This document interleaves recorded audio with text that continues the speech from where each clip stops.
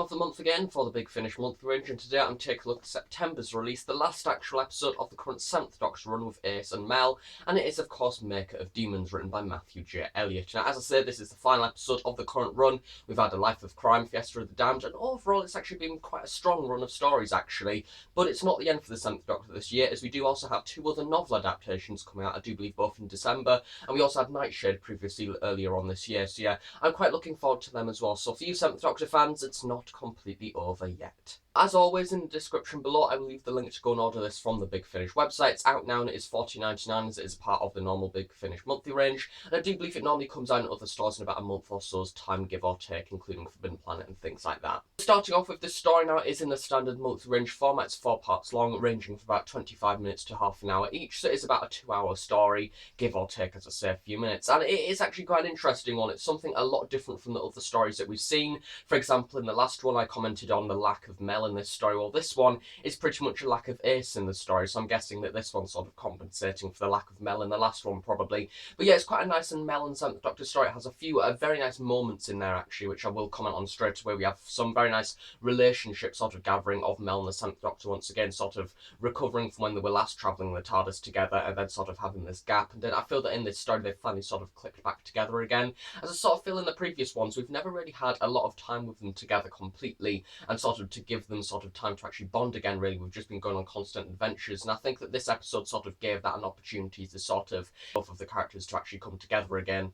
As for the next stop for the 7th Doctor, I don't actually know what's going on, because of course, as I say, we do have the novel adaptations coming out, but those are in a completely different run altogether from these. I do believe that they're in sort of a completely different time of the 7th Doctor era. I don't know where, because they're the Virgin Target novels, and I've never even gone into them yet. That's a whole other era of Doctor Who that I'm yet to discover. But yeah, there's a completely different attached run to this, so I'm guessing that they're not linked in any way to these ones at all.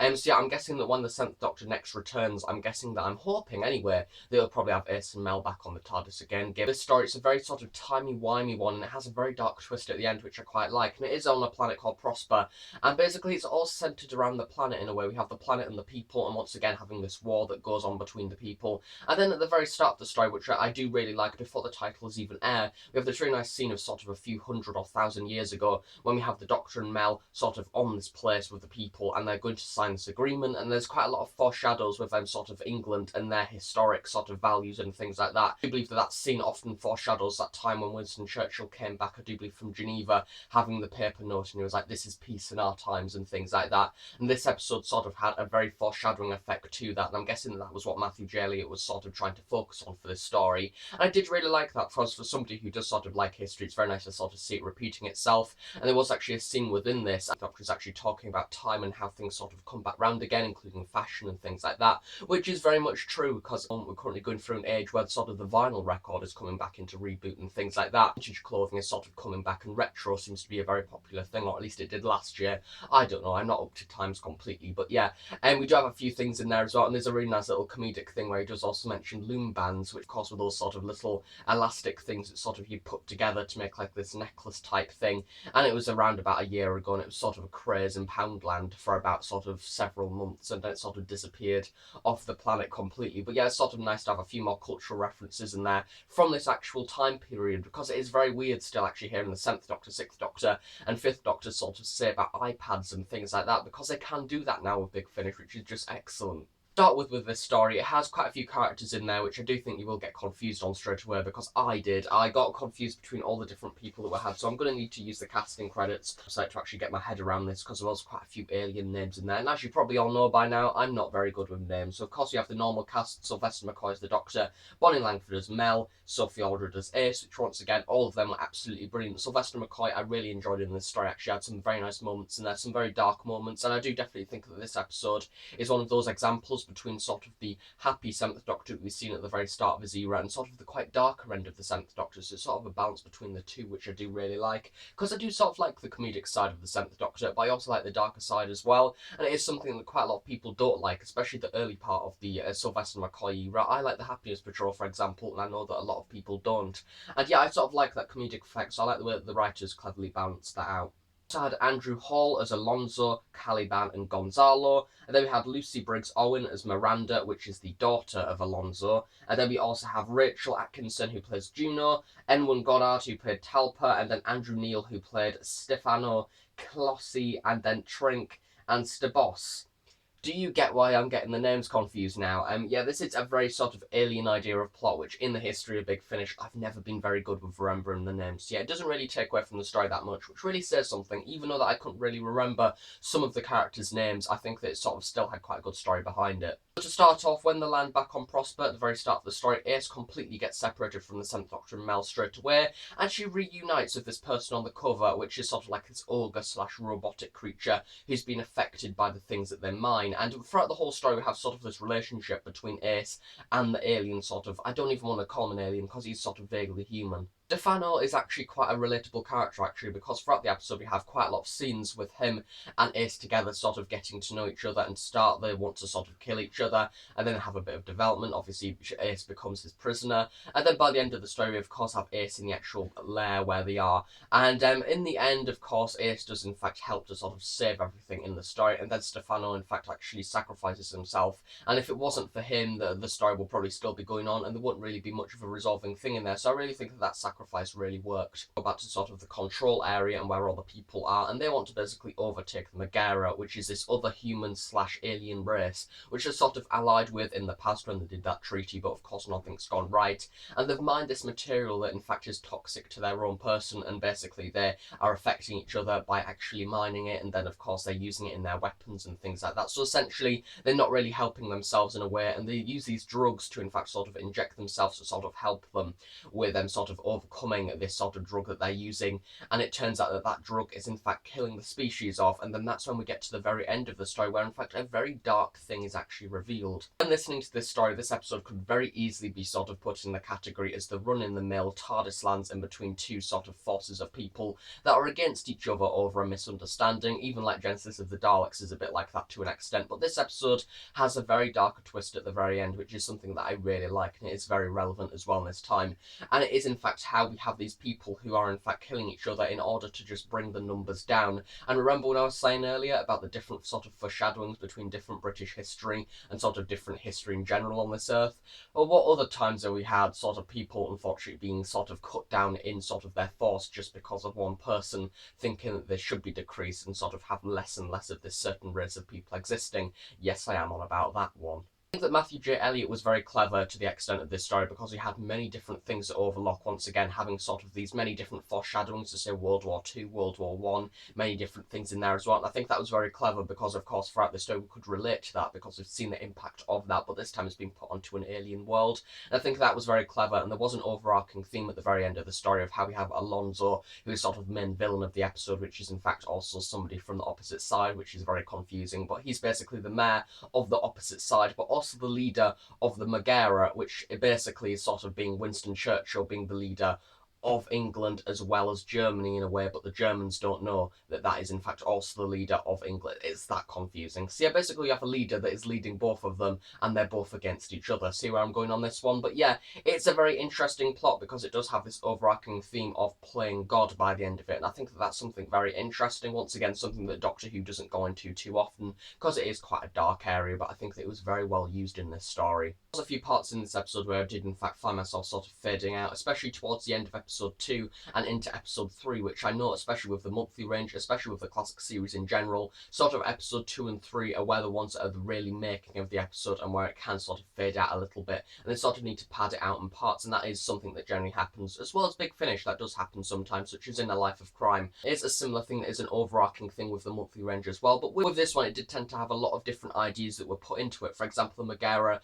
do not like the weather, so therefore they were using this weather station to sort of torment really the Megara. And by the end of the episode, that was actually something that Alonso was going to use against the Megara, and in fact sort of get this massive tidal wave to essentially drown the whole species. And once again, that's the way of having this sort of playing God idea aspect put in there. And then throughout sort of the early parts of this episode, we have the misunderstanding once again, and generally the majority of the problem towards the very start of it is basically Ace has gone missing, we need to try and find her, but the 7th Doctor and Ace need to stay in this place to actually find out what's going on. So we have the Doctor sort of experimenting with this weather control thing whilst Mel goes off sort of gets into a bit of trouble. She develops this relationship with Miranda, which doesn't go very well. Miranda ends up wanting to kill her at the end of the episode, and you have a lot of different parts like that playing around in this show, which once again I think that sort of keeps you on your feet because you have a lot of different things put in. It is quite interesting to an extent as well because the whole setting is completely different. Ships that they're using within this story are in fact sort of gondoliers and things like that, and sort of very big massive wooden ships, like pirate ships in a way. Reminds me of the Spanish Armada in a way, but sort of not the Spanish. But yeah,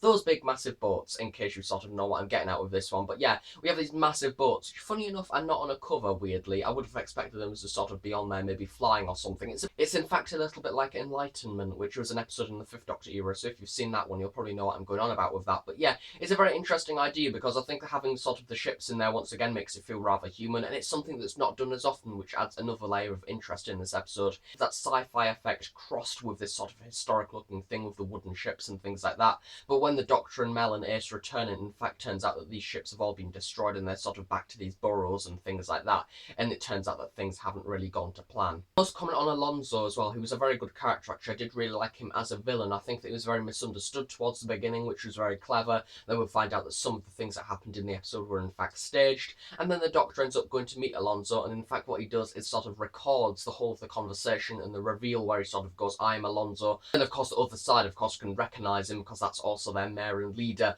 so he sort of transmits this throughout the borough that they're in to all of the other people, so therefore everybody now knows that he's of course being a part of the two sides. So once again, that's been used quite a few times throughout Doctor Who, especially in the new series, but this was a very clever way of doing it. His voice was very threatening as well. I really liked that, and I thought that generally overall he was a very enjoyable villain. Can you have an enjoyable villain?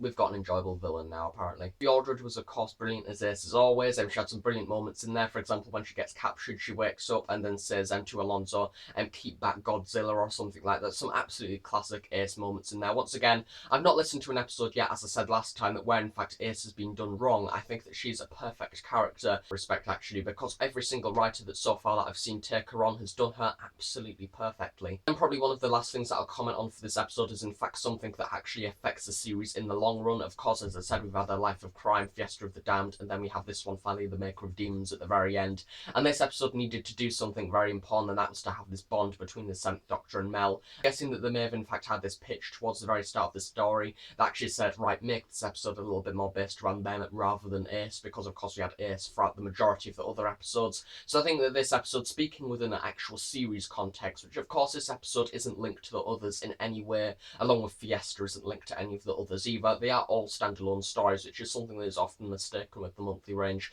They are completely separate, except the Master Trilogy this year. But yeah, and they are essentially completely separate stories, but I think speaking in a series context, this episode was definitely something that needed to be done to have that bit more of a development in the relationship. With the 7th Doctor and Mel dynamic, I think that it worked very well, and once again, I did find it very enjoyable. So overall for this release, I think that once again, this is another one that would definitely be recommended more to the Big Finish fan who's been into Big Finish for quite a few years, and you have the 10th Doctor saying that he could go back and rewrite history and things like that. It's very sort of one of those types of stories, and that is quite hard to get to grips with the actual TV series itself, and it's actually slap bang right in front of you. So if you're not used to the audio format, maybe avoid this one from that respect, and it is definitely something for more of the Big Finish fan that's maybe been into it for 1 or 2 years that can understand the more complex stuff. In fact, I find myself being a little bit confused in parts, but overall, taking away some of the bits of confusion, I did generally still find it quite enjoyable. So if you're someone who once again have sort of maybe even enjoyed the previous two, if you've got A Life of Crime and Fiesta of the Damned and want to see what this one's like,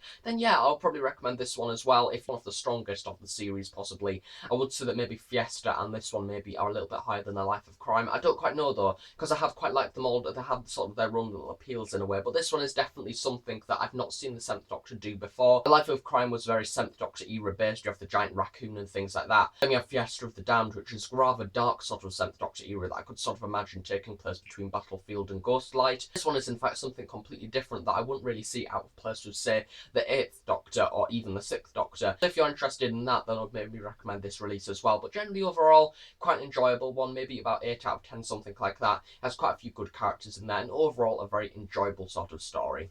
So as I said at the start of this review, in the description below I will leave the link to go and buy this episode from the Big Finish website. It's $14.99 and they do in fact have a trailer on, so if you've been intrigued by what I've said in this review, maybe go and click on the link below and then listen to the trailer and see what you think from there. If you still like it, maybe go and buy the release. And then I would also recommend whilst you're there checking out the other 7th Doctor releases that have happened this year, as well as take a look at the current novel adaptations coming out in December, especially one I do believe called Cold Fusion, as it is one a lot of people have been wanting, and I do believe it's set on Gallifrey and has the 5th Doctor and the 7th Doctor in, which I'm very excited for. It looks very interesting, but yeah, we'll have to wait until December for that one. And the next time on the monthly range reviews, you can in fact join me as I take a look at something completely different, and it is in fact the Memory Bank and Other Stories. For 1 month only, we come with the 5th Doctor and Turlough as we take a look at some shorter stories on the line, which is something that I've never done before, so hopefully it'll turn out something less complicated. But yeah, we have the Memory Bank written by Chris Chapman, The Last Fairy written by Paul Margs, and then Repeat Offender by Eddie Robson, and The Becoming by Ian Potter, which I do believe they're all half-an-hour stories. And of course, after that we have something that I've been very excited for